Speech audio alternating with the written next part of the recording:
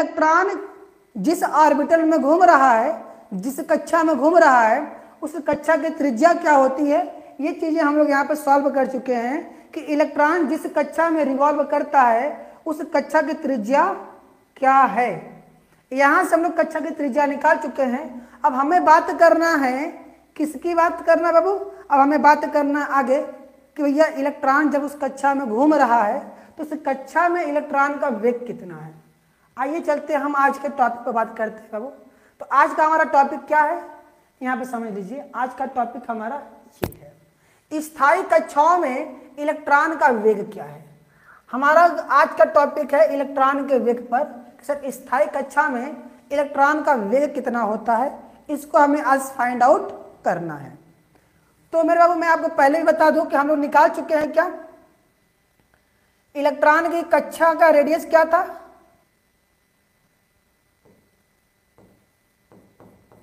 ठीक है ना। कक्षा की त्रिज्या हम लोग निकाल चुके हैं।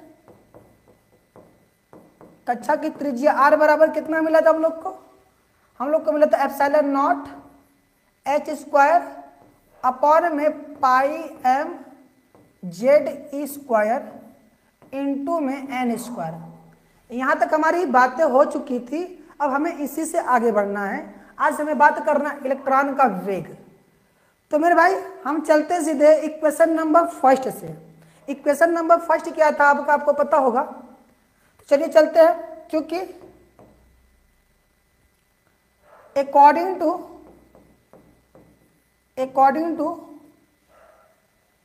बोर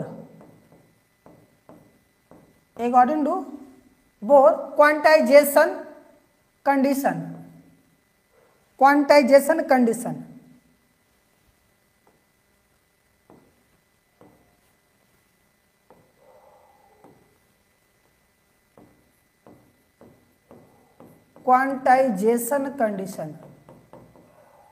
ठीक ना। बोर का क्वांटाइजेशन कंडीशन क्या था बच्चा, बोर का क्वांटाइजेशन कंडीशन था sir m v r is equal to n h upon 2 pi था, NH अपॉन 2 पाई था बाबू।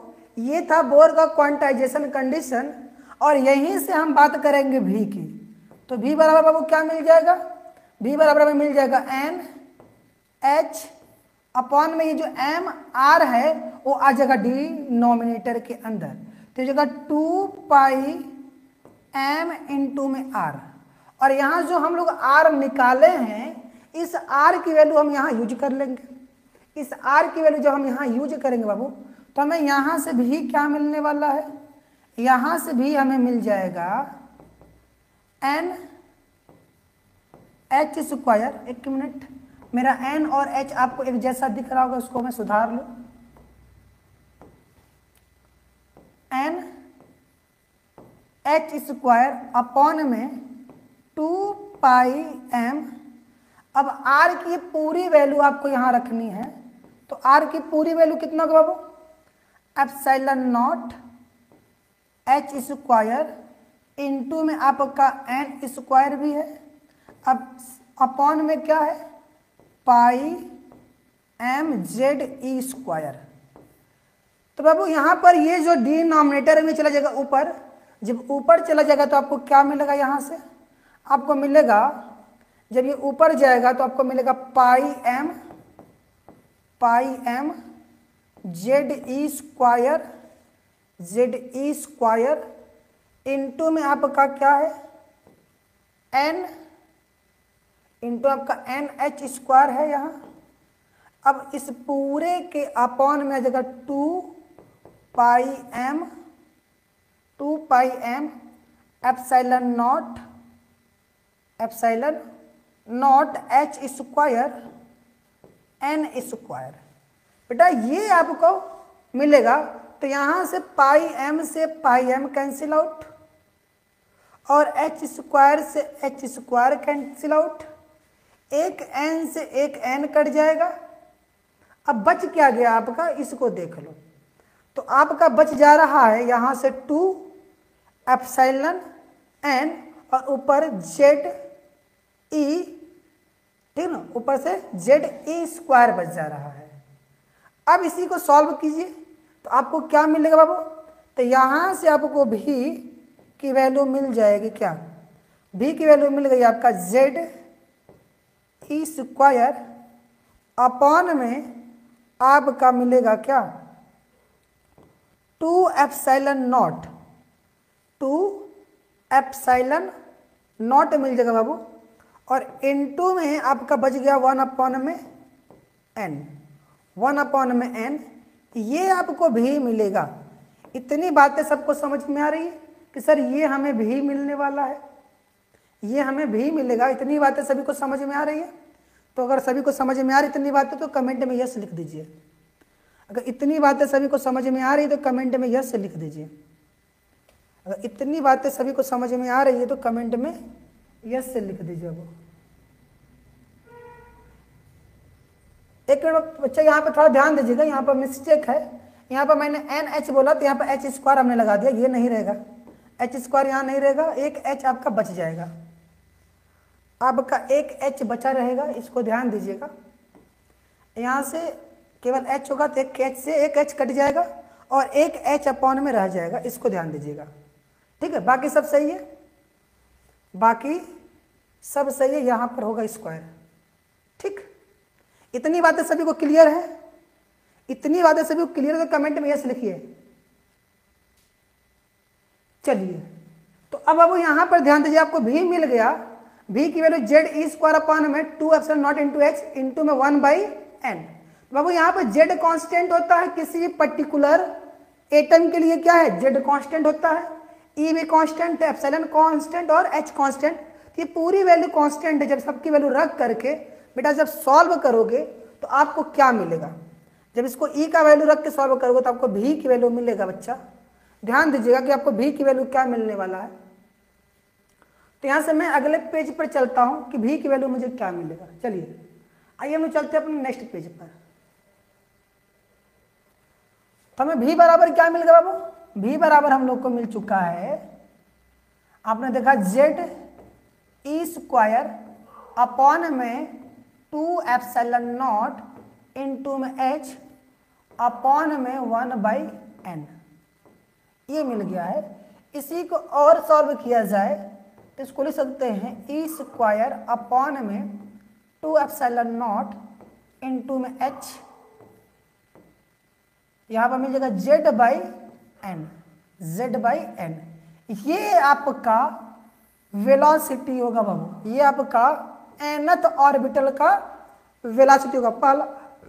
पहले ऑर्बिटल की बात करना तो n बराबर 1 रखिए, दूसरे ऑर्बिटल की बात करना तो n बराबर 2 रखिए, तीसरे ऑर्बिटल की बात करना तो n बराबर 3 रखिए। तो इस तरीके से आप किसी भी nth ऑर्बिटल की वेलोसिटी यहाँ से निकाल सकते हैं। तो बाबू जब इस सब की वैल्यू रख के जब सॉल्व आप करोगे तो यहाँ से आपको इनकी वैल्यू मिलेगी आपका 2.18 इंटू 10 के पावर माइनस का, यहाँ पर जब आप ई का मान रखेंगे 1.6 इंटू 10 के पावर माइनस 19 कूलम, उसका स्क्वायर करेंगे। एप्सिलॉन नॉट की वैल्यू 8.85 इंटू 10 के पावर माइनस 12 रखेंगे, और ऐसी एच की वैल्यू 6.26 इंटू 10 के पावर माइनस 30 जूल सेकंड जब रखेंगे बाबू, तो इसको जब सॉल्व करेंगे तो आपको अंततः एक आंसर यहाँ पर आपको मिलेगा। इतनी बातें समझ में आ रही है।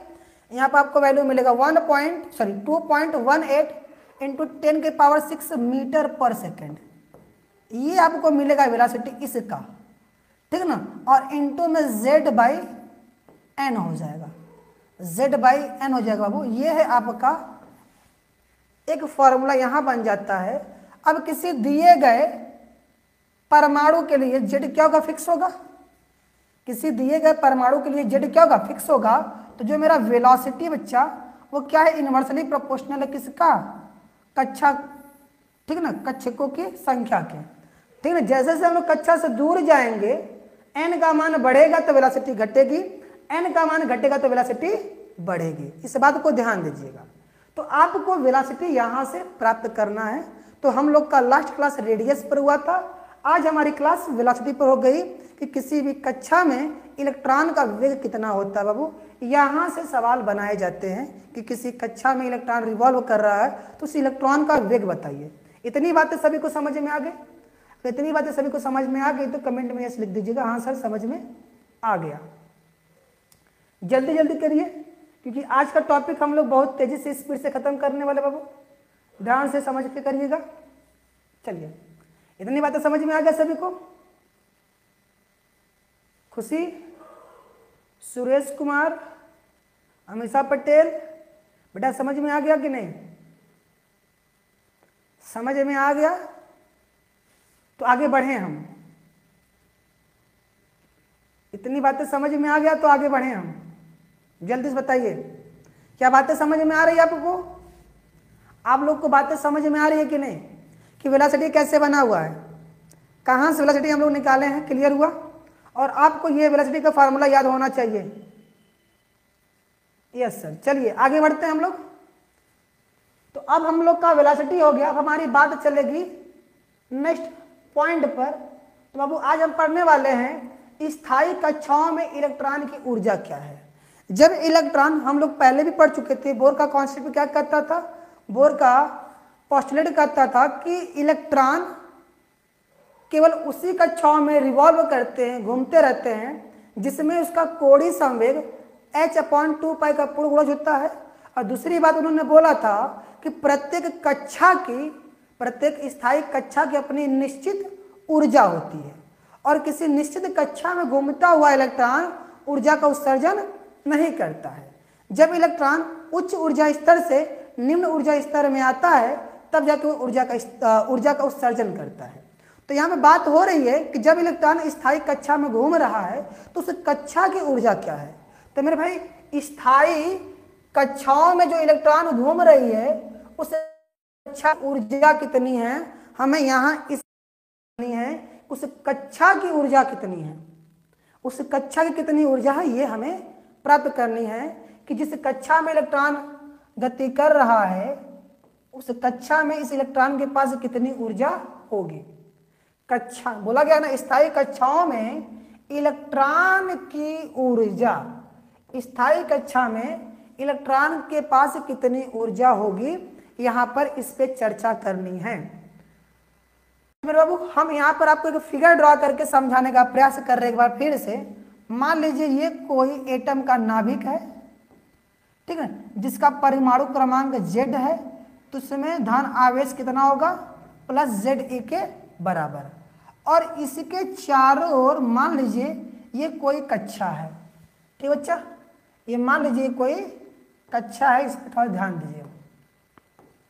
मान लीजिए ये कोई कक्षा है जिस कक्षा में इलेक्ट्रॉन क्या कर रहा है? रिवॉल्व कर रहा है।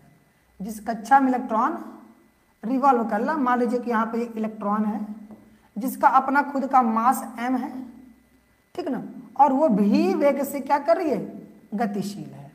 बेटा जब ये v वेग से गतिशील है तो इसके ऊपर यहाँ एक r दूरी पर क्या लग रहा होगा? एक वैद्युत आकर्षण बल लग रहा होगा।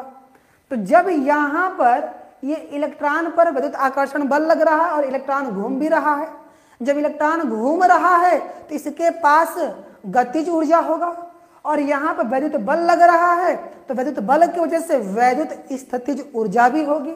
यानी कि इस इलेक्ट्रॉन के पास दो ऊर्जाएं यहाँ पर है, एक तो गतिज ऊर्जा है, घूम रहा है, दूसरा वैद्युत बल की वजह से एक ऊर्जा इसके अंदर स्टोर है जिसको बोलते हैं वैद्युत स्थितिज ऊर्जा। अब यहाँ ये दो प्रकार की ऊर्जा इस इलेक्ट्रॉन के पास है। अब इन दोनों ऊर्जाओं को निकालकर हम जोड़ लें तो हमें मालूम चल जाएगा कि किसी कक्षा में घूमते हुए इलेक्ट्रॉन के पास कितनी ऊर्जा होती है। क्या इतनी बातें समझ में आ गई आपको? कि हाँ सर, इतनी बातें समझ में आ गई कि इलेक्ट्रॉन किसी कक्षा में अगर घूम रहा है तो किसी भी कण, अगर कोई भी कण जिसका द्रव्यमान m है, मास m है, अगर वो गति करता है तो उसके पास गतिज ऊर्जा होती है। और यहाँ पर दोनों के ऊपर चार्ज है तो इस आवेश की वजह से भी यहाँ एक स्थितिज ऊर्जा पैदा होगा जिसको बोलते हैं वैद्युत स्थितिज ऊर्जा। तो यहाँ पर वैद्युत स्थितिज ऊर्जा और गतिज ऊर्जा, ये दो प्रकार की ऊर्जा इस केस में इलेक्ट्रॉन के पास मौजूद होगा। इतनी बातें समझ में आई तो आप कमेंट में यस लिख दीजिए। इतनी बातें समझ में आ गई तो आप कमेंट में यस लिख दीजिए कि हाँ सर, यहाँ पे ये बातें क्लियर है कि अगर कोई इलेक्ट्रॉन किसी नाभिक के चारों ओर गति कर रहा है तो उसके पास गतिज ऊर्जा होगा, और उसके ऊपर आवेश है तो इस आवेश की वजह से क्या होगा, वैद्युत स्थितिज ऊर्जा होगा। इतनी बातें समझ में आई तो कमेंट में यस लिखिए कि हाँ सर इतनी बातें हमें समझ में आ रही है। तो फिर मैं आगे बढ़ूं, ठीक है। चलिए, तो इसका मतलब हमें इलेक्ट्रॉन की ऊर्जा निकालनी है, तो इलेक्ट्रॉन की गतिज ऊर्जा प्लस इलेक्ट्रॉन की वैद्युत स्थितिज ऊर्जा, इन दोनों को जोड़ दिया जाए, हमें यहां से इसकी नेट ऊर्जा मिल जाएगी। इतनी बातें समझ में आ गई। इलेक्ट्रॉन की गतिज ऊर्जा की बात कर लेते हैं। तो सबसे पहले क्या बात करेंगे, गतिशील इलेक्ट्रॉन, गतिशील इलेक्ट्रॉन जिसका द्रव्यमान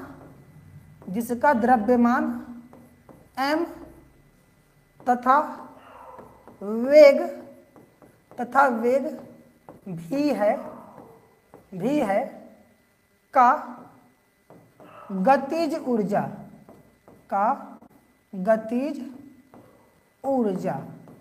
क्या होगा बेटा, काइनेटिक एनर्जी कितना होगा बच्चा, काइनेटिक एनर्जी होगा 1/2 mv², 1/2 mv²। इतना इसके पास गतिज ऊर्जा होगा कि नहीं, आप लोगों ने पढ़ा है कि गतिज ऊर्जा का सर फार्मूला यही होता है, ठीक है, गतिज ऊर्जा का फार्मूला यही होता है, आप लोगों ने पढ़ा है।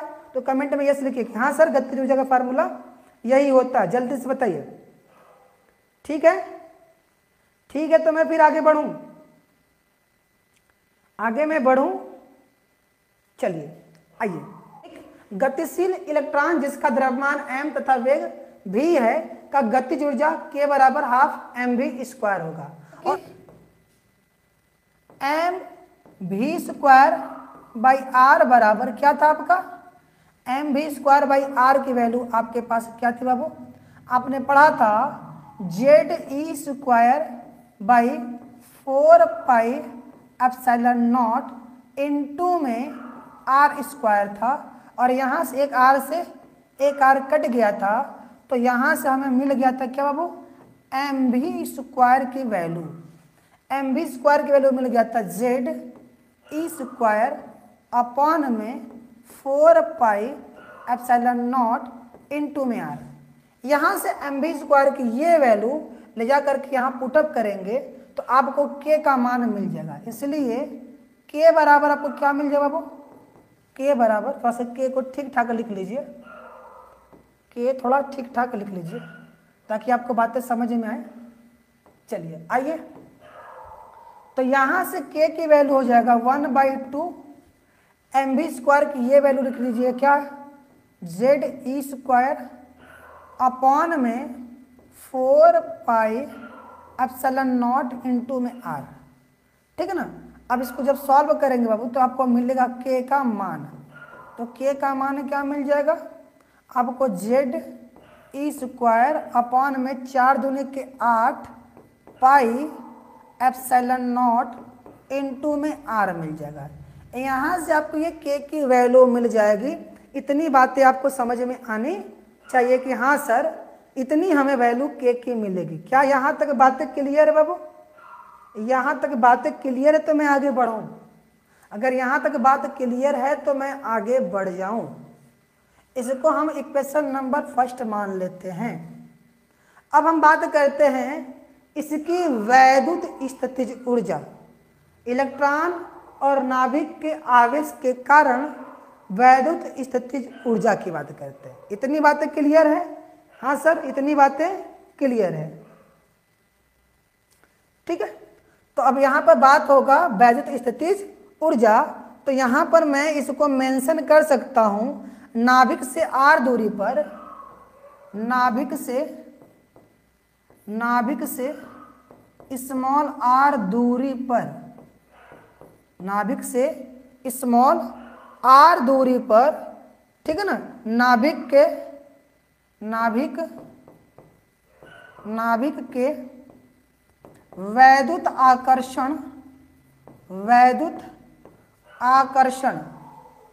वैद्युत आकर्षण, नाभिक के वैद्युत आकर्षण के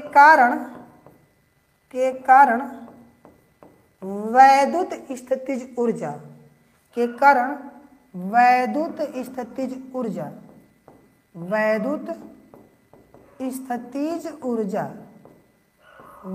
स्थितिज ऊर्जा U बराबर बाबू क्या होता है, आप लोगों ने पहले चैप्टर में पढ़ा है। वैद्युत स्थितिज ऊर्जा कितनी होती है, जल्दी से बताइए।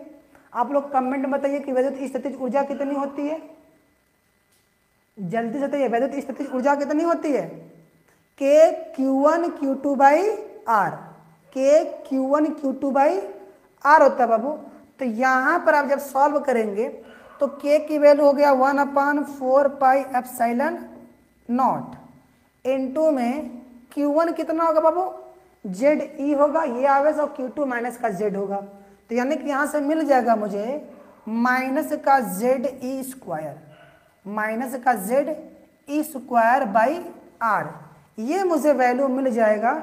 ये इक्वेशन नंबर 2 हो जाएगा बाबू। यहाँ से मुझे गतिज ऊर्जा मिल गया, यहाँ से हमें स्थितिज ऊर्जा मिल गया। अब इन दोनों को क्या कर लिया जाएगा, जोड़ लिया जाएगा बाबू।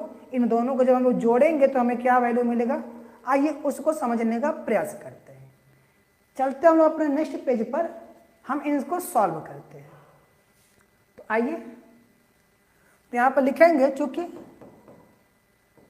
गतिज ऊर्जा कितना मिला हम लोग को, ZE स्क्वायर अपॉन में 8 पाई एप्सिलॉन नॉट इनटू में R, यही था क्या?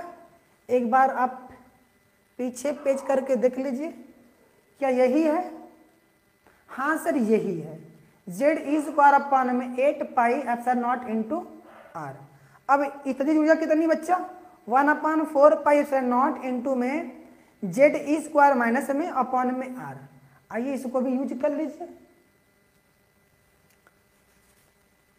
और U बराबर तुम्हें क्या मिल गया बाबू, जब सॉल्व करोगे तो माइनस का ZE स्क्वायर अपॉन में 4 पाई एप्सिलॉन नॉट इनटू में R मिलेगा। तो इसकी कुल ऊर्जा निकालना है। तो यहाँ पे बात करेंगे कि इलेक्ट्रॉन की कुल ऊर्जा, ठीक है ना, गति करते इलेक्ट्रॉन की कुल ऊर्जा की बात करेंगे। तो इलेक्ट्रॉन की कुल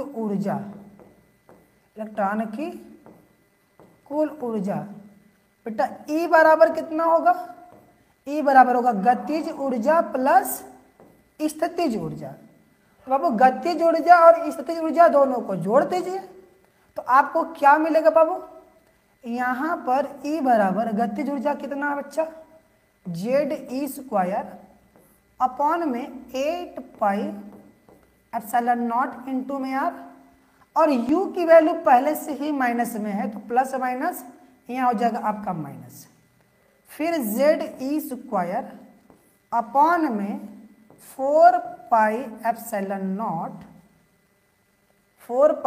नॉट इनटू में R।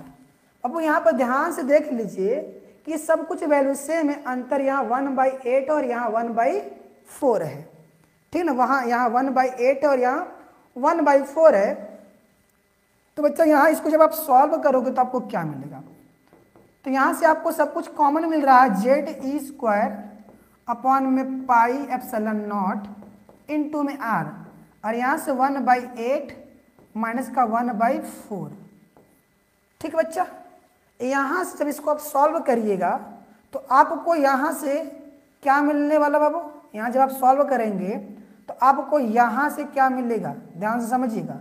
आप इसको जब सॉल्व करेंगे तो आपको यहाँ से माइनस का 1/4 मिलेगा, जो कि आगे मल्टीप्लाई होकर हो जाएगा माइनस का ZE स्क्वायर अपॉन में 4 पाई एप्सिलॉन नॉट इनटू में R।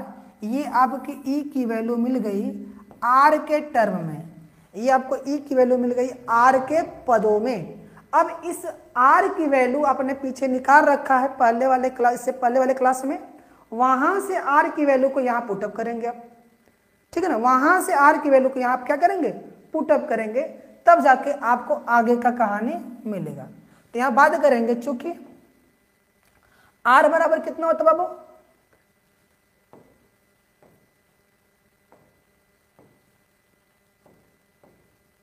क्योंकि कल हम लोग पढ़े थे r की वैल्यू कितनी होती है, r की वैल्यू निकाल रखे हैं, जल्दी से बताइए r की वैल्यू कितनी होती है, कमेंट में लिखिए।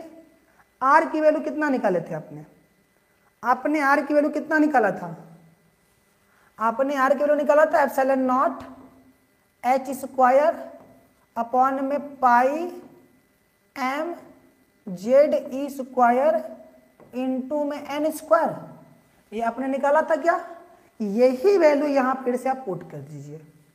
तो इसलिए आपको e की वैल्यू मिल जाएगी, आपको e की वैल्यू मिल जाएगी।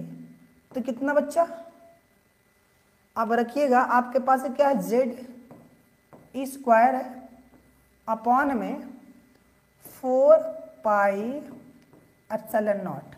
अब r की वैल्यू को रखिएगा epsilon naught h square upon में पाई m Z E square into में यहाँ पर आपका n स्क्वायर भी रख लीजिए, ठीक है ना। अब इसको जब सॉल्व करेंगे तो ये जो आपका डिनोमिनेटर ऊपर चला जाएगा, तो आपको यहाँ से e की वैल्यू क्या मिलेगी, आपको यहाँ जब ऊपर ले जाएंगे तो यहाँ बनेगा आपका क्या, पाई m जेड स्क्वायर ई के पावर 4, जेड स्क्वायर ई के पावर 4 अपॉन में 4 पाई एप्सिलॉन नॉट का स्क्वायर h स्क्वायर इंटू में आपका n स्क्वायर मिल जाएगा बाबू। यहाँ से आप देखोगे तो कुछ कट रहा है, पाई से पाई कट जाएगा, पाई से पाई कट जाएगा, तो यहाँ से e की वैल्यू आपको क्या मिलेगी, यहाँ से आपको मिलेगा m e के पावर 4 अपॉन में 4 epsilon naught square h square into में Z square by n square, ये आपको मिल जाएगा बाबू e का मान। जहां m क्या है, मास ऑफ इलेक्ट्रॉन है, e क्या है, फंडामेंटल चार्ज है, एप्सिलॉन नॉट आपको पता ही है निर्वात की विद्युतशीलता है, h आपका प्लांक नियतांक है। इन सब की वैल्यू जब रखी जाएगी और सॉल्व की जाएगी तो यहाँ से इनका मान मिलता है आपका 0, सॉरी यहाँ जब आप इसको रख कर सॉल्व करेंगे बाबू तो आपको यहाँ से वैल्यू मिलता है कितना, आपको यहाँ वैल्यू मिलेगा माइनस का, क्योंकि यहाँ पर ध्यान दीजिएगा मैंने कहीं माइनस में मिस्टेक किया, यहाँ पर माइनस में था ना बच्चा, तो ये माइनस में आएगा, ये सब चीज़ें हमें माइनस में मिलेंगी, इस चीज़ को ध्यान दीजिएगा, ये माइनस में मिलेगा। तो आएगा आपका माइनस का 13.6 इलेक्ट्रॉन वोल्ट, ठीक है बाबू, 13.6 इलेक्ट्रॉन वोल्ट आएगा, और यहाँ पर इंटू में Z square by n square, ये आपका फॉर्मूला निकल के आ जाएगा सामने, और इसको तुम डायरेक्ट यूज कर सकते हो सवाल के अंदर। इसको याद करिए मत करिए, लेकिन इसको आप याद रखिए कि एनर्जी की वैल्यू क्या होती है, और इसी को बोलते हैं nth ऑर्बिटल एनर्जी। पहले ऑर्बिटल के लिए आप n बराबर 1 रखिएगा, दूसरे ऑर्बिटल के लिए n बराबर 2 रखिएगा, ऐसे ही आप जिस भी ऑर्बिटल की ऊर्जा निकालना है आप यहाँ रख दीजिएगा, आपको ये वैल्यू मिल जाएगा बाबू। ये सभी क्या है, nth ऑर्बिटल एनर्जी है। यहाँ से आपने एनर्जी को भी डिस्कस कर लिया कि एनर्जी कैसे फाइंड आउट किया जाता है। इतनी बातें समझ में आ रही है सभी को, इतनी बातें सभी को समझ में आ रही है कि नहीं, क्या इतनी बातें सभी को समझ में आ रही है कि एनर्जी कैसे फाइंड करेंगे, एनर्जी का फार्मूला क्या होगा, ये इतनी बातें क्लियर है क्या, इतनी बातें सभी को क्लियर है तो कमेंट में यस लिखिए, जल्दी से जल्दी से आप कमेंट में यस लिखिए अगर इतनी बातें आपको समझ में आ गई है तब। चलिए आप जल्दी से कमेंट में यस लिखिएगा, ठीक बच्चा। अब यहाँ पे ध्यान दीजिएगा, आप इसको घटाओगे तो 1/8 आएगा बच्चा, यहाँ 1/8 आएगा, इस पर थोड़ा सा फोकस कीजिएगा, यहाँ 1/8 मिलेगा, 4 नहीं होगा 1/8 आएगा। दिस इज माई मिस्टेक, सब जल्दीबाजी में हो गया, फिर सॉल्व करेंगे तब ये मिलेगा, ठीक है। इतनी बातें समझ में आ रही है, इतनी बातें समझ में आ रही है कि नहीं, यहाँ पे करेक्ट कर लीजिएगा, यहाँ पे जब आप घटाएंगे बाबू तो माइनस का 1/8 बचेगा, 1/4 नहीं बचेगा, 1/8 बचेगा। इस चीज को आप क्लियर कर लीजिएगा, यहाँ पर 1/8 हो जाएगा, 4 नहीं होगा। ठीक है, मैं उसको करेक्ट कर देता हूँ।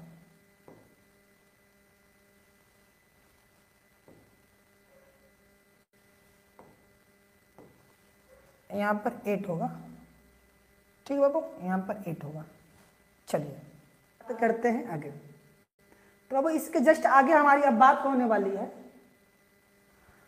आपने देखा होगा कि बोर ने अपना दूसरा प्रतिबंध, दूसरा नियम दिया था, फ्रीक्वेंसी का नियम।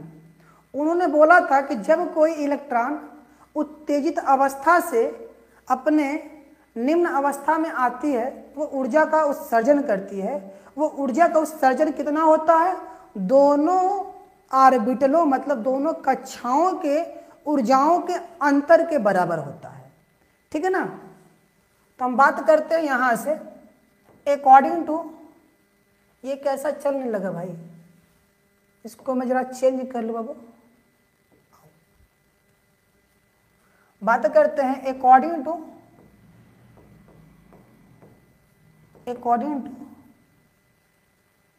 फ्रीक्वेंसी। ठीक है, अकॉर्डिंग टू फ्रीक्वेंसी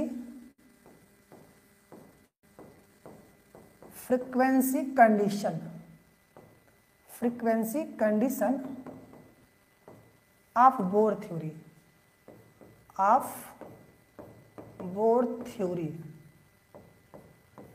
ठीक है ना। बोर थ्योरी के फ्रीक्वेंसी कंडीशन से चलते हैं। उन्होंने बताया था क्या बाबू कि ये जो E2 माइनस E1 होता है वो h म्यू के बराबर होता है।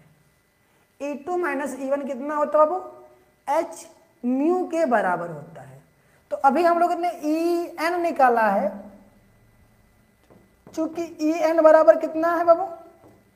En को सॉल्व किए हम लोग, तो En की वैल्यू कितना आई थी हम लोग का, देख लीजिए एक बार। En की वैल्यू कितना आया बाबू?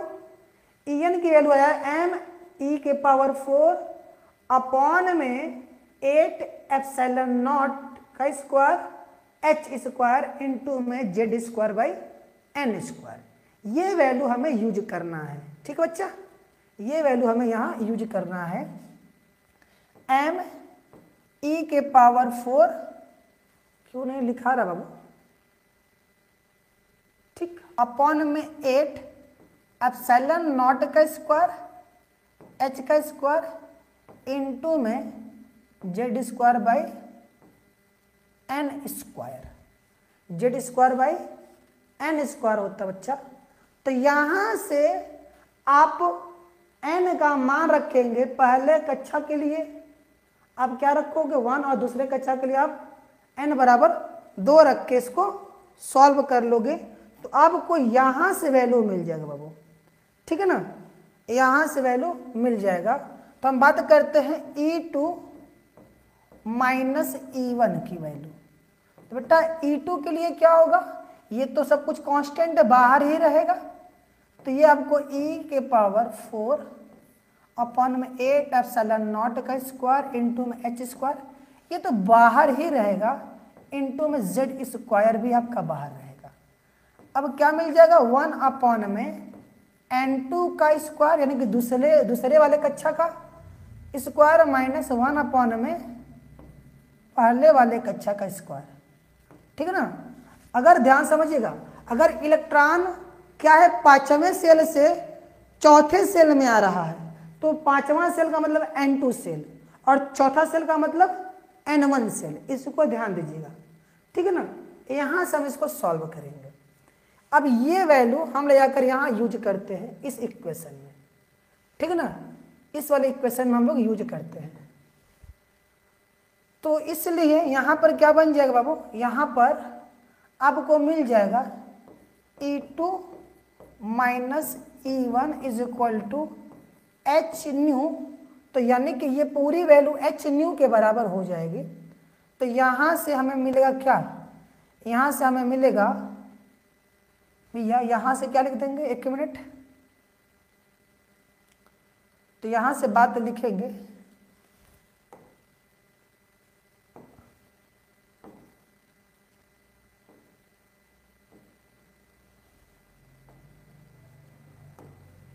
आइए, ठीक है ना, चूंकि E2 माइनस E1 बराबर इतना है, इसलिए बच्चा इसकी जो वैल्यू ये वाली है पूरा रख दीजिए किसके बराबर, एच म्यू के बराबर। तो ये जगह एम ई के पावर 4 अपॉन में 8 epsilon naught square H square, ठीक है ना, इनटू में जेड स्क्वायर 1 अपॉन n2 का स्क्वायर माइनस 1 अपॉन n1 का स्क्वायर। ये वैल्यू एच म्यू के बराबर हो जाएगी। एच म्यू क्या होता है बाबू, एच म्यू होता है आपका फ्रीक्वेंसी। एच म्यू क्या होता है, फ्रीक्वेंसी होता है। तो यहां से आपको फ्रीक्वेंसी की वैल्यू मिल जाएगी। ये एच जो गुणे में बटेगी जाएगा बटे में, तो आपको मिल जाएगा क्या, एम ई के पावर 4 अपॉन में 8 एप्सिलॉन नॉट का स्क्वायर एच का क्यूब, ठीक है ना, एच का क्यूब इनटू में जेड स्क्वायर, इनटू में जेड स्क्वायर, फिर इनटू में क्या मिलेगा आपको 1 अपॉन में n2 का स्क्वायर माइनस में 1 अपॉन में n1 का स्क्वायर। इस तरीके से आपको मिल जाएगा इस फ्रीक्वेंसी की वैल्यू।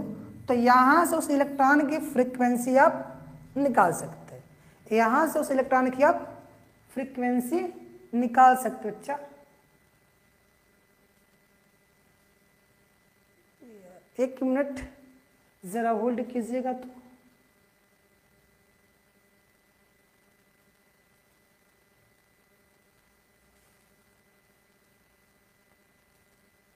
चलिए आइए, यहां से हम इस फ्रीक्वेंसी को फाइंड आउट कर पाएंगे बच्चा। यहां से ये मेरा फ्रीक्वेंसी आपको मिल जाएगा, ठीक है, यहाँ से आपको ये फ्रीक्वेंसी देखने को मिलेगा, ठीक है।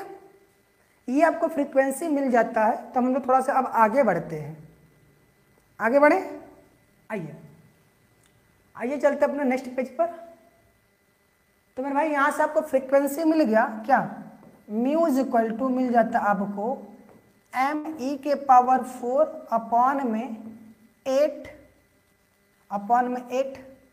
Epsilon naught square H cube into में जेड स्क्वायर इनटू में 1 अपॉन n2 का स्क्वायर माइनस 1 अपॉन में n1 का स्क्वायर। ये वैल्यू हमें मिलता है, ठीक है बच्चा। यहाँ से एक बार इसको आप देख लीजिए, यही चीज़ें हमें वहाँ मिला हुआ है, 8 एप्सिलॉन स्क्वायर एच क्यूब, ठीक है, ये है। आपको पता ये क्या है, फ्रीक्वेंसी है, आवृत्ति। क्या बच्चा, ये आवृत्ति है, गतिशील इलेक्ट्रॉन की आवृत्ति, गतिशील इलेक्ट्रॉन की आवृत्ति, इलेक्ट्रॉन की आवृत्ति है, गतिशील इलेक्ट्रॉन की आवृत्ति, इसको ध्यान दीजिएगा। और जो आवृत्ति होता है बच्चा, वो क्या होता है, टाइम पीरियड का जस्ट उल्टा होता है, इसको भी ध्यान दीजिएगा, ठीक है। टाइम पीरियड का क्या होता है, उल्टा होता है। इतनी बातें समझ में आ रही सभी को, इतनी बातें सभी को समझ में आ रही है या नहीं, इतनी बातें सभी को समझ में आ रही है या नहीं, ध्यान से बताइए, ध्यान दीजिएगा। क्योंकि फ्रीक्वेंसी की जो वैल्यू होती है वो c बाई लेमडा होती है, फ्रीक्वेंसी की वैल्यू c बाई लेमडा होती है। ले जाकर यहाँ रखेंगे तो क्या हो जाएगा, c बाई लेमडा की वैल्यू हो जाएगा क्या, m ई के पावर 4 अपॉन में 8 एप्सिलॉन नॉट का स्क्वायर एच क्यूब इनटू में जेड का स्क्वायर इनटू में 1 बाई n2 का स्क्वायर माइनस 1 बाई n1 का स्क्वायर। ये बातें आपको समझ में आनी चाहिए। अब यहाँ से 1 बाई लेमडा की वैल्यू c जो मल्टीप्लाई में आ जाएगा डिवाइड में, ये हो जाएगा m ई के पावर 4 अपॉन में 8 एप्सिलॉन नॉट का स्क्वायर एच क्यूब इनटू में c,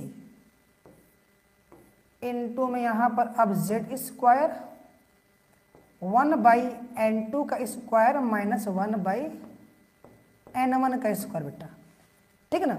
अब ये पूरा का पूरा एक कांस्टेंट बेटा, इसको बोलते हैं रीडबर्ग कांस्टेंट। क्या बोलते हैं बच्चा? रीडबर्ग कांस्टेंट बोलते हैं। इसी को हम लोग बोलेंगे अब आर, ठीक है ना। ये क्या है? आर है। इसको बोलते हैं रीडबर्ग कांस्टेंट, ठीक है ना। रीडबर्ग नियतांक, रीडबर्ग नियतांक है ये, ठीक बाबू। ये रीडबर्ग क्या है? रीडबर्ग नियतांक बच्चा।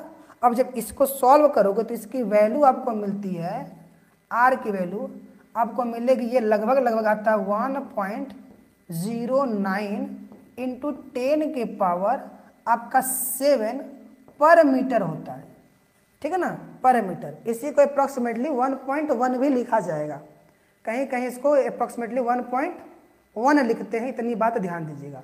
अब इसको हम आर यूज कर लेंगे। अब जब इसको हम आर यूज करेंगे तो हमें मिल जाएगा 1/λ, 1/λ की वैल्यू मिल जाएगा आर इंटू में जेड का स्क्वायर। ये पूरा पूरा आर हो जाएगा इंटू में जेड का स्क्वायर, फिर इंटू में 1/n2 square minus 1/n1 square.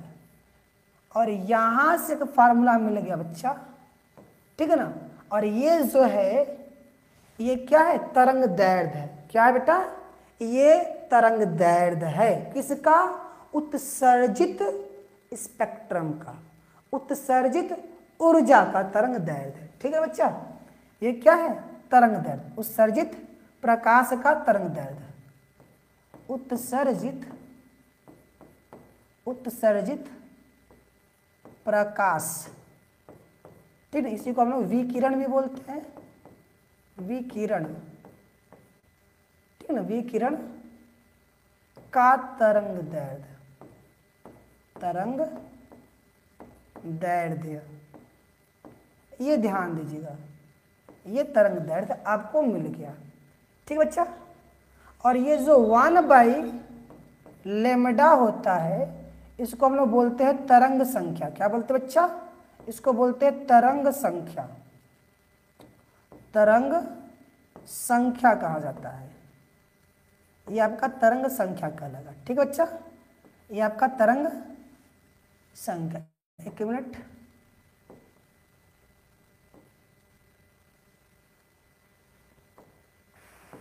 ये आपका तरंग संख्या हो गया, ठीक। इसी को इंग्लिश में बोलते हैं वेव नंबर, तरंग संख्या, ठीक बच्चा। ये आपका तरंग संख्या का लगा, इसको ध्यान दीजिएगा, ठीक। जब आपसे तरंग दैर्ध्य पूछेगा तो केवल लैम्डा निकालेंगे, जब तरंग संख्या बोलेगा तो 1/λ की वैल्यू ही बता देंगे हम लोग, ठीक है ना। जब तरंग संख्या पूछेगा तो 1/λ ही बताएंगे, जब तरंग दैर्ध्य बोलेंगे तो केवल लैम्डा के बारे में हमें बात करना है। इस तरीके से हम तरंग दैर्ध्य निकाल लिए हैं। और यहीं से अब आगे हमारी बात होगी हाइड्रोजन स्पेक्ट्रम की, ठीक बाबू। अब यहीं से बात होगी कहाँ? हाइड्रोजन स्पेक्ट्रम की बात होगी। इतनी बातें सभी को समझ में आ रही है। बात करते हैं अपन इस हाइड्रोजन स्पेक्ट्रम से। बाबू हाइड्रोजन स्पेक्ट्रम होता क्या है, इसको समझने का प्रयास कीजिए। यानी कि हाइड्रोजन परमाणु के जो इलेक्ट्रॉन हैं, हाइड्रोजन परमाणु के जो इलेक्ट्रॉन हैं, जब उत्तेजित अवस्था से वो अपने निम्न अवस्था में उतरती हैं, कूदती हैं, तो कुछ ऊर्जा का उत्सर्जन करती हैं। और वही ऊर्जा हमें प्रकाश के रूप में या विकिरण के रूप में दिखाई देता है, ठीक है बच्चा। तो यही जो उत्सर्जन है वो हमें अलग अलग रंगों में दिखाई देता है। इन रंगों के समूह को हम बोलते हैं स्पेक्ट्रम। जब हाइड्रोजन परमाणु के इलेक्ट्रॉन उत्तेजित अवस्था से, अब उत्तेजित अवस्था कोई भी हो सकता है, वो किसी भी कक्षा में हो सकता है, जब उत्तेजित अवस्था से निम्न अवस्था में आती है तो वो ऊर्जा का उत्सर्जन करती है। वही ऊर्जा हमें रंगों के एक समूह के रूप में दिखाई देती है। उसी रंगों के समूह को हम लोग क्या बोलते हैं? स्पेक्ट्रम बोलते हैं, ठीक बच्चा। तो जब इलेक्ट्रॉन, ध्यान दीजिएगा, जब इलेक्ट्रॉन किसी भी कक्षा से पहली कक्षा में गिरता है, कहाँ? किसी भी कक्षा से अगर वो पहली कक्षा में आ रहा है, तो वहां पे जो हमें स्पेक्ट्रम मिलेगा उसको हम लोग बोलते हैं लाइमन सीरीज। ठीक है बाबू। जब इलेक्ट्रॉन किसी भी कक्षा से पहली कक्षा में आए तो वहां से जो उत्सर्जन होगा, वहां जो स्पेक्ट्रम मिलेगा, जो वहां पे एक सीरीज बनती है रंगों की, उसको बोलते हैं हम लोग लाइमन सीरीज। ठीक है बाबू। वही अगर इलेक्ट्रॉन किसी उत्तेजित अवस्था से वो दूसरी वाले कक्षा में आता है, किसी उत्तेजित अवस्था से अगर वो दूसरी वाले कक्षा में आता है बाबू, तो वहां पे जो हमें एक पैटर्न मिलेगा उसको हम लोग बोलते हैं क्या, बामर सीरीज। ठीक है ना। पहले वाले कक्षा में आएगा तो लाइमन सीरीज, अगर दूसरे वाले कक्षा में आएगा तो बामर सीरीज। ऐसे ही अगर तीसरी कक्षा में अगर कोई इलेक्ट्रॉन ऊपर वाली कक्षा से आ रहा है तो वहां पर क्या आता है बेटा, पाश्चन सीरीज आता है। लाइमन के लिए पहला सेल में इलेक्ट्रॉन को होना चाहिए, और बामर के लिए इलेक्ट्रॉन दूसरी कक्षा में गिरता है, और पाश्चन के लिए जो इलेक्ट्रॉन है बच्चा वो तीसरी कक्षा में गिरता है। ऐसे ही जब इलेक्ट्रॉन किसी ऊपर वाले ऊर्जा स्तर से चौथी कक्षा में आता है तो वहां पर हम लोग पढ़ते हैं फुंड सीरीज। ठीक है ना। तो कुल 4 सीरीज हम लोग को यहाँ देखने हैं। तो आइए इस एक्सपेरिमेंट के माध्यम से हम सभी चीजों को देखने का प्रयास करते हैं। ठीक है बाबू। तो आप समझिए यहाँ पर हमारा ये हाइड्रोजन एटम बनाया गया है। इस हाइड्रोजन एटम का ये पूरा का पूरा क्या समझ लीजिए, ये नाभिक के नीचे होगा और यहीं पर इसका पूरा का पूरा क्या होगा, कक्षा है। और आपको पता है कि अनंत कक्षाएं संभव है, किसी भी परमाणु में अनंत कक्षाएं संभव है, लेकिन इलेक्ट्रॉन जिस कक्षा में होता है उसी को हम लोग स्थायी कक्षा कहते हैं। इतनी बातें आपको समझ में आनी चाहिए। चलिए आगे बढ़ते हैं। आइए, तो आप इस हाइड्रोजन स्पेक्ट्रम के एक छोटे से एनिमेशन को समझने का प्रयास कीजिएगा। इस एनिमेशन के माध्यम से आपको पूरा का पूरा हाइड्रोजन स्पेक्ट्रम समझ में आ जाएगा बाबू। ठीक है। तो आइए देखते हैं हम लोग हाइड्रोजन स्पेक्ट्रम को समझने का हम लोग प्रयास करते हैं। ठीक है ना। हाइड्रोजन स्पेक्ट्रम के बारे में नील्स बोर ने समझाया था, क्योंकि नील्स बोर ने ही क्या किया था कि रदरफोर्ड की जितनी कमियां थी उसको दूर किया था। रदरफोर्ड ने हाइड्रोजन स्पेक्ट्रम के बारे में बता नहीं पाए थे कि हाइड्रोजन स्पेक्ट्रम क्यों बनता है, कैसे बनता है, और इन्होंने जो बोर है वो बताते हैं कि हाइड्रोजन स्पेक्ट्रम कैसे बनता है। उन्होंने यही बातें बताया था, जब इलेक्ट्रॉन उत्तेजित अवस्था से वो निम्न अवस्था में आता है तो कुछ ऊर्जा का उत्सर्जन करता है। वही ऊर्जा हमें विभिन्न रंगों के एक सीरीज के रूप में दिखाई देती है, जिसको हम लोग क्या बोलते हैं, स्पेक्ट्रम बोलते हैं। ठीक है ना। तो यहाँ पर क्या होता है, ट्रांजिशन होता है। ट्रांजिशन का मतलब संक्रमण। इलेक्ट्रॉन एक कक्षा से दूसरी कक्षा में क्या आएगा, गिरेगा। जब इलेक्ट्रॉन ऊपर से नीचे आता है तो इसको बोलते हैं हम लोग up down transition. Up down transition बच्चा। जब इलेक्ट्रॉन ऊपर से नीचे आएगा तो कुछ ऊर्जा क्या करेगा, कुछ ऊर्जा लॉस करेगा, और जो ऊर्जा है वो प्रकाश के रूप में दिखाई देगी मुझे। ठीक है ना। और उस प्रकाश के अलग अलग रंग होंगे। इन रंगों का एक सीरीज बनाया जाएगा, एक पैटर्न बनाया जाएगा। इसी को यहाँ पर हम लोग क्या पढ़ेंगे, स्पेक्ट्रम पढ़ेंगे। ठीक है। इतनी बातें समझ में आ गई। तो चलिए आइए देखते हैं, यहाँ पर बात करते हैं। तो आप देख रहे हैं ये 2 लाइनें हैं, यहाँ से इलेक्ट्रॉनों का क्या होगा, ट्रांजिशन होने वाला है। ठीक है बाबू, ध्यान दीजिए, इसको भी थोड़ा सा ध्यान से समझिए। ये आपका क्या है, नाभिक है। ठीक ना। नाभिक में क्या होगा, प्रोटॉन्स होंगे। ठीक है ना, जेड प्रोटॉन्स होंगे। जब आप ध्यान समझिएगा, जब इलेक्ट्रॉन क्या होगा, कहीं से भी पहली कक्षा में गिरेगा, चाहे अनंत से पहली कक्षा में गिरे, चाहे कहीं से भी पहली कक्षा में अगर इलेक्ट्रॉन गिरता बच्चा, तो यहां से जो एक सीरीज बनता है, इस सीरीज को बोलते हैं हम लोग लाइमन सीरीज। ठीक है ना। जब इलेक्ट्रॉन क्या है, कहीं से भी दूसरी कक्षा में आता है, इलेक्ट्रॉन कहीं से भी जब दूसरी कक्षा में गिरता है तो इस यहाँ से जो हमारा सीरीज बनता है उसको बोलते हैं बामन सीरीज। और ऐसे ही जब इलेक्ट्रॉन तीसरी कक्षा में गिरता है बेटा, कहीं से भी तीसरी कक्षा में गिरता है तो वहां से हमारा पाश्चन सीरीज बनता है। और सिमिलरली जब इलेक्ट्रॉन कहीं से चौथी कक्षा में आता है बेटा, तो वहां पर ब्रैकेट सीरीज आता है। ठीक है ना। ब्रैकेट सीरीज बनता है। इस तरीके से आगे जब चलेंगे तो कहीं से इलेक्ट्रॉन कहाँ गिरेगा बेटा, कहीं से इलेक्ट्रॉन आपका 5वीं कक्षा में जब आएगा तो यहाँ पर फुंड सीरीज बनता है। तो यहाँ से आपको 5 सीरीज दिखाई दिया, लाइमन, बामर, पाश्चन, ब्रैकेट और फुंज। लाइमन में क्या होता है सर, इलेक्ट्रॉन कहीं से भी पहली कक्षा में आता है। बामर में क्या होता है, इलेक्ट्रॉन कहीं से दूसरी कक्षा में गिरता है, और पाश्चर में क्या होता है, इलेक्ट्रॉन कहीं से तीसरी कक्षा में आएगा। ऐसे ब्रैकेट में इलेक्ट्रॉन चौथी कक्षा में गिरेगा, और फुंड में क्या है, इलेक्ट्रॉन पांचवी कक्षा में आकर गिरता है, ठीक है ना, ऊपर से वो आकर पांचवी कक्षा में गिरेगा। इतनी बातें आपको समझ में आनी चाहिए, ठीक। तो आइए देखिए इस पूरी कहानी को, ताकि आपको बातें समझ में आ जाए बाबू, ठीक है। तो इसको देखने का प्रयास करते हैं हम लोग, ठीक। तो यहाँ पर देखिएगा, ये पूरा का पूरा एनिमेशन के माध्यम से हम आपको समझाने का प्रयास कर रहे हैं, ताकि आपको पूरी बातें क्लियर कट समझ में आ जाए, ठीक बच्चा। आइए बात करते हैं हम लोग आगे। मैंने अभी इसके बारे में आपको समझा दिया कि कैसे ये सभी Lyman series, बामर series, Paschen series, उसके बाद ब्रैकेट सीरीज और फुंड सीरीज का निर्माण कैसे होता है। इतनी बातें आपको समझ में आएगी होगी कि इलेक्ट्रॉन सर जब हायर एनर्जी स्टेट से लोअर एनर्जी स्टेट में गिरता है तो ये सब चीजें होता है, ठीक है ना। आप देख रहे हैं लाइमन सीरीज कैसे बना, अनंत वाले कक्षा से पहले वाले कक्षा में आ रहा है, तो यहाँ से कुछ एनर्जी क्या हो रहा है, ट्रांजिशन हो रहा है बच्चा, कुछ एनर्जी ट्रांजिशन हो रहा है। तो इस प्रकार से आपको एक पैटर्न दिखाई देगा। इसी पैटर्न को बाबू हम लोग क्या कहते हैं, स्पेक्ट्रम बोलते हैं। आप एक बार इसको फिर से देखने का प्रयास कीजिए, ठीक है, एक बार इसको आप फिर से देखने का प्रयास कीजिए ताकि आपको क्लियर हो जाए कहानी, ठीक। आप एक बार इसको फिर से देखने का प्रयास कीजिए।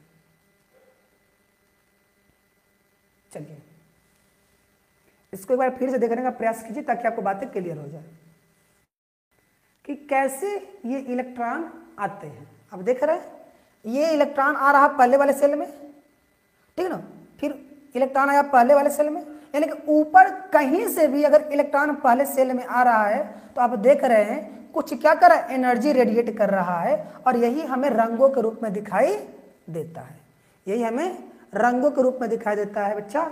इसी को हम लोग क्या कहते हैं, स्पेक्ट्रम बोलते हैं, ठीक है ना। तो ये था हमारा लाइमन सीरीज। अब आते हैं हम लोग बामन सीरीज से। तो बामन सीरीज में क्या होता है, इलेक्ट्रॉन कहीं से दूसरी वाली कक्षा में गिरता है, देख रहे हैं, इलेक्ट्रॉन कहीं से कहाँ गिरेगा, दूसरी कक्षा में। इलेक्ट्रॉन कहीं से कहाँ गिरेगा बेटा, दूसरी कक्षा में गिरेगा। तो ये भी कुछ एनर्जी ट्रांजिशन करता है, और यहाँ से भी हमें एक अलग प्रकार का स्पेक्ट्रम बनता है। अब ऐसे ही हमारा पास्टन सीरीज कहीं से कहाँ गिरेगा, तीसरी कक्षा में जाएगा, तो यहाँ से एक सीरीज बनेगा। आप रंगों का एक पैटर्न बन रहा है, उसी पैटर्न को क्या कहा गया यहाँ पर बेटा, उसी पैटर्न को यहाँ पर कहा गया है स्पेक्ट्रम, ठीक है ना। तो यहाँ से पास्टन सीरीज बन गया। अब आता है ब्रैकेट सीरीज। तो ब्रैकेट सीरीज में क्या होता है, इलेक्ट्रॉन कहीं से चौथी कक्षा में जाएगा, ठीक है ना, पांचवी कक्षा से चौथी कक्षा में, छठवीं से भी चौथी कक्षा में, ऐसे वो चला जाएगा। तो यहाँ जो सीरीज बनता है उसको हम लोग बोलते हैं ब्रैकेट सीरीज। अब आता है फुंड सीरीज। तो फुंड सीरीज में इलेक्ट्रॉन कहीं से पांचवें कक्षा में गिरता है, तो यहाँ से एक सीरीज बनता है, इसको हम लोग बोलते हैं फुंड सीरीज, ठीक बाबू। इस प्रकार से आपने पांचों के पांचों सीरीज को देख लिया है, और ये जो एनर्जी निकलता है वो कितना निकलता है, इन दोनों जहां से निकल रहा है और जहां को जा रहा है, इस बात को ध्यान दीजिएगा, जहां से निकल रहा है और जहां को जा रहा है उन दोनों कक्षाओं की ऊर्जा के अंतर के बराबर।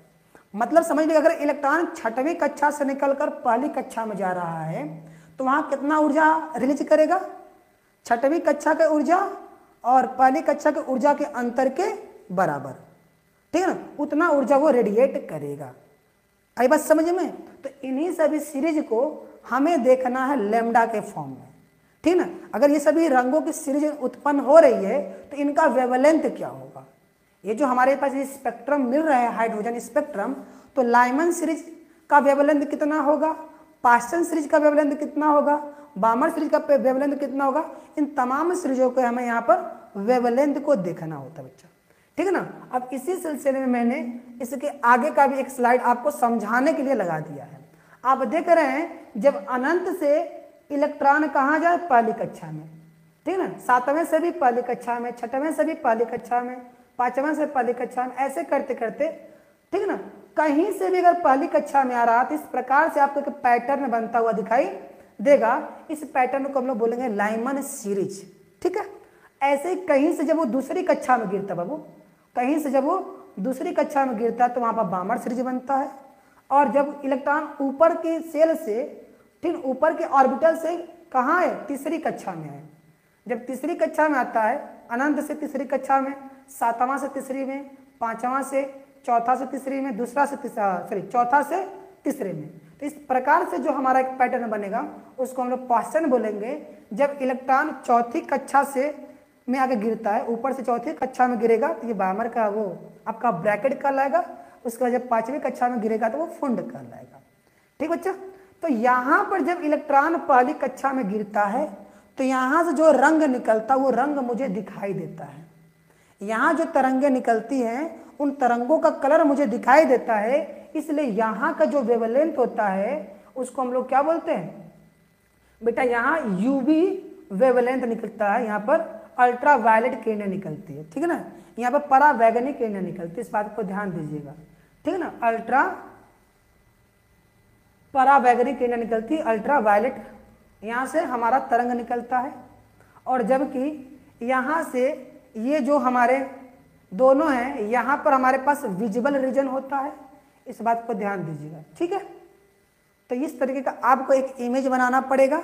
आप इमेज बना लीजिएगा आराम से वीडियो को रोककर। यही है हाइड्रोजन स्पेक्ट्रम सीरीज। यही क्या आपका हाइड्रोजन स्पेक्ट्रम सीरीज। अब इसी हाइड्रोजन स्पेक्ट्रम सीरीज का हमें वेवलेंथ निकालना पड़ता है। ठीक ना, लाइमन सीरीज का वेवलेंथ, उसके बाद बामर सीरीज का वेवलेंथ, ब्रैकेट सीरीज का, पास्टन सीरीज का और फुंड सीरीज का में अब यहाँ पर वेवलेंथ देखना बच्चा। तो आइए चलते हैं हम अपने वेवलेंथ की ओर। ठीक ना, आइए हम लोग अब वेवलेंथ निकालते हैं। तब अब हम लोग वेवलेंथ की तरफ चलते हैं। अभी हमने आपको वेवलेंथ का फार्मूला यहाँ पर दे दिया है और इसी के हेल्प से हमें आगे बात करना है। ठीक है ना, इसी के हेल्प से हमें बात करना है। यही मेरा फार्मूला होगा बाबू, यही मेरा फार्मूला होगा, इसी से हम आगे बात करने वाले हैं। ये बातें समझ में आया कि हमें यहीं से बात करना है। ठीक है, तो लाइमन सीरीज के लिए हाइड्रोजन स्पेक्ट्रम की बात कर रहे हैं तो हाइड्रोजन के लिए जेड का मान 1 हो जाएगा। जब लाइमन सीरीज की बात करेंगे बच्चा तो इलेक्ट्रॉन कहाँ से गिरेगा, अनंत से आएगा पहली कक्षा में। तो भैया n1 क्या हो जाएगा, 1 फिक्स हो जाएगा। n1 की वैल्यू 1 हो जाएगी। n1 की वैल्यू क्या हो जाएगी, 1 हो जाएगी। लाइमन सीरीज के लिए इतना आपको ध्यान देना है। इतनी बातें समझ में आ रही है। ठीक है, तो आप काम कीजिएगा, लाइमन सीरीज के लिए आपको क्या करना है, n1 का मान आपको 1 कर देना है। लाइमन सीरीज के लिए n1 का मान आपको 1 कर देना बाबू, इस चीज को ध्यान दीजिएगा। और एक मिनट जरा मैं कुछ चीज़ चेक आउट कर लूँ, कुछ चीज़ें मैं चेक आउट कर लूँ। एक चीज़ ध्यान देना बच्चा, यहाँ पर थोड़ा सा मैंने इसी चीज़ को चेक किया है। यहाँ पर हमने जब En का मान निकाले थे तो सब हमारे किस में मिला था, माइनस में मिला था, ये भी माइनस में मिला था। तो यहाँ पर भी ये सब चीज़ें किस में आएगा, ये भी आपका माइनस में आएगा। मैंने यहाँ पर माइनस साइन लगाना भूल गया हूँ, इसीलिए थोड़ा सा मिस्टेक यहाँ हो रहा है। यहाँ माइनस साइन आप लगाएंगे, ठीक है। और यहाँ पर भी बाहर माइनस आ जाएगा, यहाँ बाहर माइनस हो जाएगा, ठीक है बच्चा। ये बस बाहर माइनस आ जाएगा और कुछ है नहीं इसमें। बाहर सब के सब माइनस हो जाएंगे। जब बाहर माइनस हो जाएंगे तो आपका ये फार्मूला क्या बन जाएगा बाबू, यहाँ से म्यू की वैल्यू आपको मिल जाएगी me⁴ अपॉन में 8 एप्सिलॉन नॉट का स्क्वायर h³ इनटू में z स्क्वायर। जब इस माइनस का बेटा अंदर मल्टीप्लाई करोगे तो माइनस वाला प्लस में, प्लस वाला माइनस में हो जाएगा। तो आगे आ जाएगा n1 का स्क्वायर माइनस में 1/n2 का स्क्वायर। ये फार्मूला हमें लेके चलना पड़ेगा, ध्यान दीजिएगा, ठीक ना। यहाँ पर माइनस का मल्टीप्लाई कर देंगे, सब कुछ क्लियर हो जाएगा, ठीक। आइए आगे बढ़िए। तो यहाँ पर ये 1 हो जाएगा, ज़्यादा कुछ आपको करना नहीं है, ठीक है ना। ज़्यादा कुछ परेशान नहीं होना है इसमें, यहाँ पर बस 1 कर देना है, ठीक है ना। ये आपका 1 हो जाएगा और ये आपका 2 हो जाएगा, ठीक। ये आपका 1 और ये आपका 2, ठीक, ये आपका 1 हो जाएगा और ये आपका 2 हो जाएगा। बाकी सब कुछ क्लियर है, बस साइन का मल्टीप्लाई करना भूल गए थे। ठीक, और यहाँ हो जाएगा आपका 2। ठीक है, क्लियर है कि नहीं? यहाँ 1 रहेगा, इस चीज़ को ध्यान दीजिएगा, यहाँ आपका 1 रहेगा। इसी का आप यूज करेंगे तो लाइमन सीरीज के लिए क्या चलेगा बच्चा? आइए, यहाँ पर हमें मिल गया 1/λ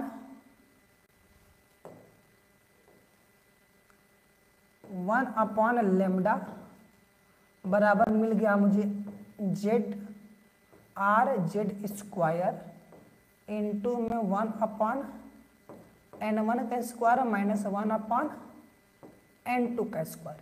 ये फार्मूला आपको पता होने चाहिए, ठीक है ना? ये फार्मूला आप याद रख लीजिएगा, ये एकदम इम्पोर्टेंट हो जाता है। यहाँ जितने फार्मूले मिले हैं, चाहे त्रिज्या का मिला हो, चाहे वेलोसिटी का मिला हो, चाहे ऊर्जा का मिला हो, चाहे वेवलेंथ का मिला हो, ये डायरेक्ट फार्मूला बेस्ड सवाल आपसे पूछा जाता है। तो आप पूरे फार्मूले को अच्छे से रीड कर लीजिएगा, ठीक है? तो यहाँ पर बात करते हैं लाइमन सीरीज के लिए। बेटा लाइमन सीरीज के लिए क्या होगा? लाइमन श्रेणी के लिए क्या मिलेगा बच्चा? लाइमन श्रेणी के लिए, लाइमन श्रेणी के लिए बच्चा इलेक्ट्रॉन कहाँ से आएगा? अनंत से कहाँ गिरेगा? पहली कक्षा में, ठीक है? यानी कि पहली कक्षा तो फिक्स है, इलेक्ट्रॉन कहीं हो कहाँ आएगा? पहली कक्षा में। तो लाइमन सीरीज के लिए N1 की वैल्यू तो फिक्स है सर, 1 हो जाएगी। N1 की वैल्यू 1 हो जाएगी और N2 की वैल्यू क्या हो जाएगी सर?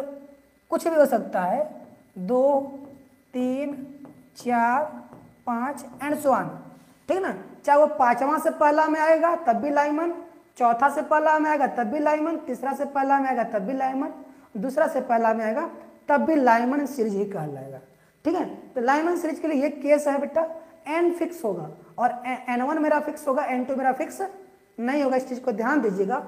जब ले जाकर यहाँ रखेंगे तो आपको क्या मिल जाएगा? 1/λ बराबर R/Z², ठीक ना?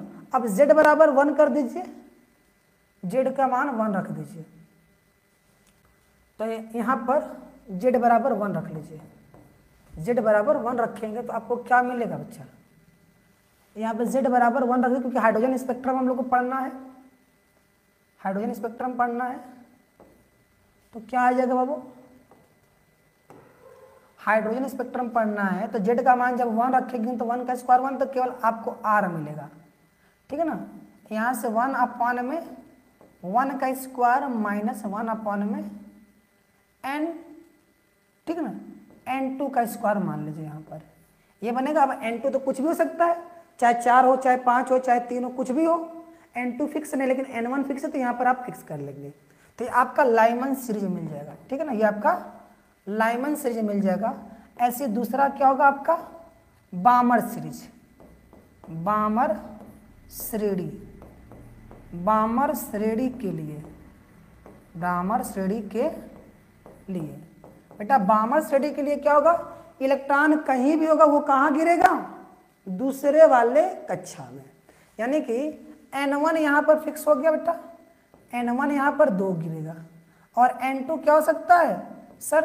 3 भी हो सकता है, 4 भी हो सकता है, 5, 6 एंड सो ऑन, ठीक ना? चाहे 6वें से दूसरे कक्षा में गिरे, चाहे 5वें से दूसरे कक्षा में गिरे, चाहे 4थे से दूसरे कक्षा में गिरे। इस प्रकार से अगर इलेक्ट्रॉन फॉल कर रहा है तो वहां पर जो पैटर्न बनेगा उसको हम लोग बामर सीरीज कहेंगे, ठीक है?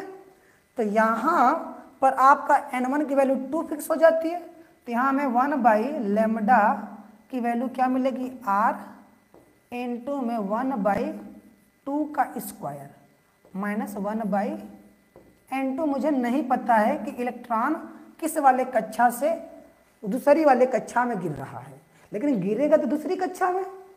ऐसे बेटा तीसरा हम लोग बात करते हैं, उसका क्या नाम बच्चा? तीसरे सीरीज का लाइमन बामर के बाद आपका क्या रह जाता है?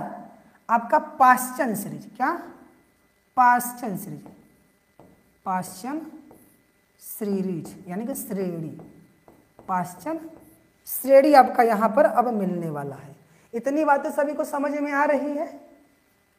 अमीषा, अंजलि, शिवानी, खुशी, इतनी बातें समझ में आ रही है कि नहीं? चलिए, पास्चन सीरीज के लिए क्या होगा बाबू? पास्चन सीरीज के लिए आपको क्या मिलने वाला है? इलेक्ट्रॉन चाहे कहीं भी हो, वो कहाँ आएगा? तीसरी वाली कक्षा में आएगा। तो N1 तो मेरा फिक्स है सर, कहीं भी होगा वो आएगा तीसरी कक्षा में, लेकिन N2 फिक्स नहीं है, वो चौथी कक्षा से भी आ सकता है, पांचवी कक्षा से भी आ सकता है, छठवें से भी आ सकता है, सातवें से भी आ सकता है, एंड सो ऑन, कहीं से भी वो तीसरी कक्षा में आ सकता है। जब यहाँ पर रखेंगे तो 1/λ बराबर क्या मिलेगा? R इंटू में 1/3 का स्क्वायर माइनस 1/N2 फिक्स नहीं, इसलिए इसको हम ऐसे ही छोड़ देंगे बेटा। इस तरीके से अगला आपका क्या बनेगा? ब्रैकेट बनेगा, उसके बाद आपका फंड बनेगा। तो इस प्रकार से बाकी जो बच गए हैं उसको भी हम लोग निकाल लेते हैं, ठीक है ना। अब रह गया हमारा ब्रैकेट। तो ब्रैकेट सीरीज के लिए क्या होगा बेटा? ब्रैकेट, ब्रैकेट श्रेणी, ब्रैकेट श्रेणी के लिए, ब्रैकेट श्रेणी के लिए, ब्रैकेट श्रेणी में क्या होगा? इलेक्ट्रॉन चाहे कहीं पर भी होगा, गिरेगा कहाँ? चौथी कक्षा में। तो यानी कि N1 तो फिक्स है सर, N1 आपका 4 होगा, लेकिन N2 आपका फिक्स नहीं है, वो पांचवी कक्षा से भी आ सकता है, छठवें से भी आ सकता है, सातवें से भी, आठवें से भी, एंड सो ऑन, कहीं से भी वो आएगा, लेकिन आएगा चौथी कक्षा में। तो यहाँ पर 1/λ की वैल्यू क्या हो जाएगी बेटा? R इंटू में 1/4 का स्क्वायर माइनस 1/N2 का स्क्वायर, ठीक है। यहाँ से हम लोग ब्रैकेट श्रेणी के लिए लैम्डा फाइंड कर लेंगे, ठीक है ना, वेवलेंथ फाइंड कर लेंगे। ऐसे ही आपका पांचवा आता है क्या बेटा? पांचवा आपका फुंड आता है, ठीक है ना, फुंड, फुंड श्रेणी। तो फुंड श्रेणी के लिए अगर मैं बात करूं, फुंड श्रेणी के लिए अगर मैं बात करूं, तो इलेक्ट्रॉन चाहे जहां पर भी होगा कहाँ गिरेगा? पांचवें सेल के अंदर, सॉरी पांचवी कक्षा में गिरेगा। यानी कि N1 जो है वो आपका फिक्स है सर 5, और N2 फिक्स नहीं है सर, वो छठवें से भी 5 में आ सकता है, सातवें से भी, आठवें से भी, नौवें से भी और 10वें से भी, वो आगे कहीं से भी वो पांचवी कक्षा में आ सकता है सर, ठीक है। तो इसलिए यहाँ पर 1/λ की वैल्यू आपको मिल जाएगी R इंटू में 1/5 का स्क्वायर माइनस का 1/N2 का होल स्क्वायर, सर N2 का स्क्वायर। इस प्रकार से ये सभी चीज़ें हमारा जो आएगा, यहाँ से हम अलग अलग श्रेणी के वेवलेंथ को फाइंड कर पाएंगे। क्या इतनी बातें आप सभी को समझ में आया कि नहीं?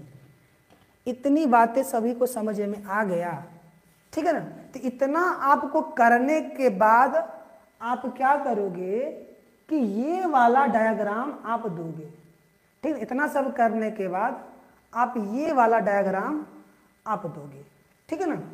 उतना सब करने के बाद आपको ये डायग्राम देना है, ठीक है ना। ये डायग्राम, ये सभी के सभी लैम्डा निकालने के बाद उसके नीचे आपको ये वाला डायग्राम बनाना है, ठीक है बाबू।